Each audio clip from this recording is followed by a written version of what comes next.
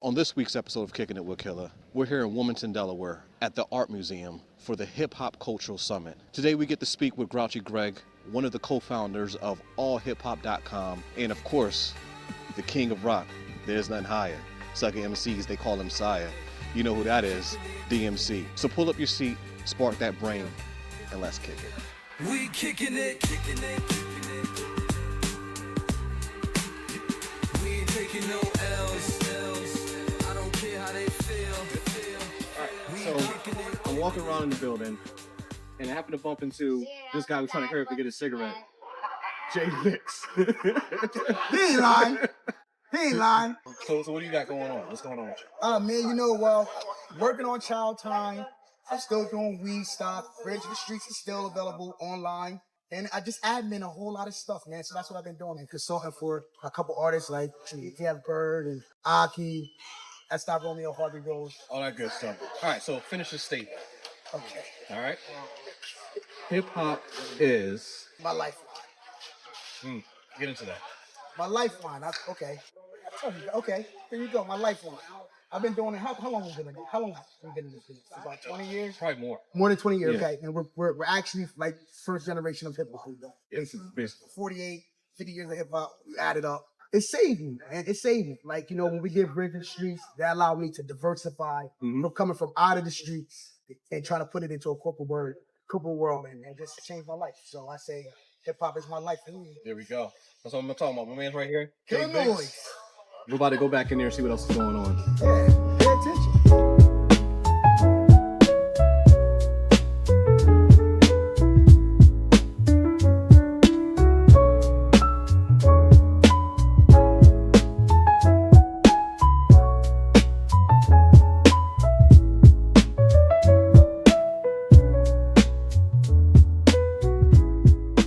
Of course, I have one of the pioneers right now of hip-hop journalism, the man that switched it from magazines and brought it to the internet.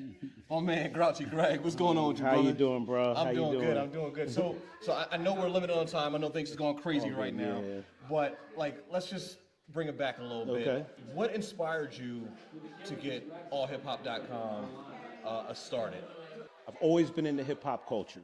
Here in Delaware, we were very influenced by the records that were coming out of New York through a Philadelphia record label, Pop Art. Pop Art put out all the records from the artists from Queens, the Juice Crew. Yes, yes. Shan, Roxanne Shante, Bismarck. And so those records were very influential. I first started listening to them in like '84. There was a record store up the street, which is actually upstairs vending and selling vinyl now, Wonderland, and I started buying records. Wonderland, and yes. then in Philly, here in Delaware, we catch the airwaves. So Lady B had a show on every Sunday from 12 to 4 called Street Beat. So we would be glued to the radio every Sunday. And then, of course, in all of this, as all this is happening, you have a TV show that came out on ABC called The Pilot. And it was about a breakdancer, a girl who was getting bullied at school. But then after school, this mysterious person came out, started breakdancing and doing all these crazy moves. Come to find out it was the girl getting bullied, Right. but she would dress up as the pilot. Yes. And then Beat Street Yep. came out. So all this Classic. happened in like '84, Right. and it was just a wrap from there. So as I went through my life, I knew I wanted to do hip hop for a living. So I went to school for music business. I started my own little record label. The record label didn't work out. I registered allhiphop.com in late '95, early '96. I realized there was an opportunity to create basically an online magazine. There was no daily news. There was no daily rumor. Like none of that was happening on a daily basis. It was either monthly or weekly. The magazines were still popping. My partner in all hip hop, Chuck Jigsaw Creekmer, majored in journalism at the University of Delaware. He was already getting interviews with famous rappers because he wanted to be a journalist. And he had a platform that he was trying to launch as well. And we just put it together because we went to high school together. That was probably late or early '98, and it just took off. Short form, real quick. We got everything started. What was that story? Because y'all broke a lot of different stories, right? A lot of different interviews that was broken out there. What was that one story that was like, all right, this is defining what we're doing right here. This is it. I mean, there was a lot, but I would say for me, from the stories that I've written, the man who shot Tupac at the Quad admitted, and we did a lot of research on who actually shot Pac at the quad and the backstory. So it wasn't just a random person calling, but this person wanted to go on record because the statute of limitations had passed for him being able to be charged with a crime, and he was in jail for life for murder anyway. Yes. And he wanted to admit to doing it, apologize for setting off the incident that triggered the East Coast West Coast War, and apologize to Pac and Big's mom while they were both still alive. And he did that on record. And I mean, the story did like 1 million views in 15 minutes. Beautiful. You know, that was the biggest story, and to me, one of the most meaningful stories, because the mothers got an apology. Whether they accepted it or not, I don't know. So, brings us to today, Hip Hop Cultural Summit. Big thing going on, the third year right now. Such a beautiful thing. I must say that I went there and you introduced me a lot of Delaware knowledge that I had no idea. Oh, right? Nice. I mean, granted, I'm an implant, so I moved here. Okay. But still, I'm a ferocious Delawarean now. I've been here for 20 years now. You know what I'm saying? So, right. You're not an implant. I want to thank you for what you got going on. Thank you. I know we got people in the background. They're like, hurry up, we need to get you, right? So all good. let's get right to that. We definitely got to get you on the show sometime. Okay. For a longer interview, sit down and kind of talk and everything, anytime you'll have me, I would love to come run my guns. I would love it. I would love it, right? Thank you very much. For coming on. Thank you. And I just want to thank you for supporting and coming to the event. Every single person that comes and supports this event matters to us. Every single person. So next year, the 4th anniversary, bring as many people as you can. Oh, it definitely will. All definitely right. will. Thank you. AllHipHop.com. It's your boy DJ Killa Noise, Kicking It With Killa. We're out of here.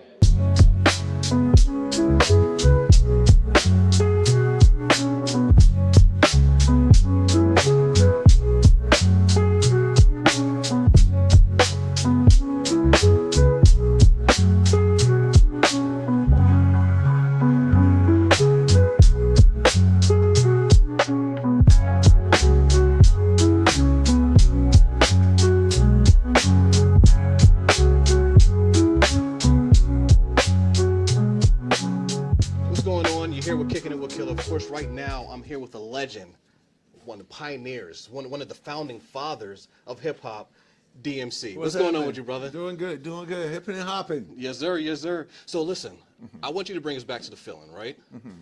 DMC, Queens, New York. DMC is just coming out, Run-DMC is just coming out. What was the whole feeling? What was the vibe at that time? I mean, the whole vibe was just to be part of the culture. Right. The only destination was to get Red Alert, Chuck Chill Out, Mr. Magic, Supreme Team, Awesome 2, just to name a few, to play your record. Right. If that happened, you made it. Right. All the other stuff that happened after that was just part of the journey. Yes. But the main destination was just to do hip-hop, the DJ, MC, breakdance, beatbox, or do graffiti, have somebody go, yo, that's cool. Right. That was the reward. So you were able to combine rock and rap, right? Yeah, Rock but that's and not hip-hop together, right. We was the first to do it on record. On record, okay. The DJs, if you would have, before Rappers Delight, if you would have went to park party, block party, house party, and the DJ was spinning, right, he was spinning rock records too. People don't know that. So I was just talking about that, right? So back in the days in New York, typically you would DJ and you would play anything that would just get the people You play moving, disco, right? funk, whatever, jazz, exactly, Bob all James, open, it's open format, right? Yeah. So you a lot of people was a crate digger, and you look for music that would keep the people exactly. So and that's where the term B-boy came from, break boys. The DJs would play the records, and there were certain parts of the records where the breakers would go hit the floor, the B-boys, during the breaks. Kool Herc is instrumental because he kept noticing, all the DJs noticed that, but they didn't have enough. Kool Herc said, let me keep the break going so they could keep breaking. There you go, yeah. So, like at a disco, the break would come, the B-boys would come and do whatever, and then when the break stopped, they would go back to the wall. Right. Herc said, you know what, let me keep the beat going. And that's how that came about. I love it. So I know you have a lot of interviews coming out right now, so I'm going to make sure we make this quick. But what I want to do is have you finish this sentence for me, right? Okay. Hip-hop is... a way of life. Hip-hop is a way... Let's break that down. Yeah, it has nothing to do...